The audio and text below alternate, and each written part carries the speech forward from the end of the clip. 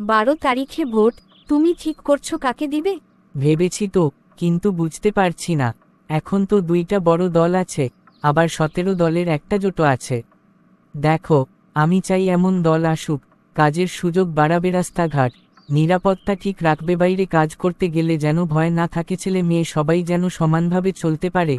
কিছু দল উন্নয়নের কথা বলে, কিছু দল নৈতিকতার কথা বলে, কিন্তু কাজে কি করবে সেটাই আসল।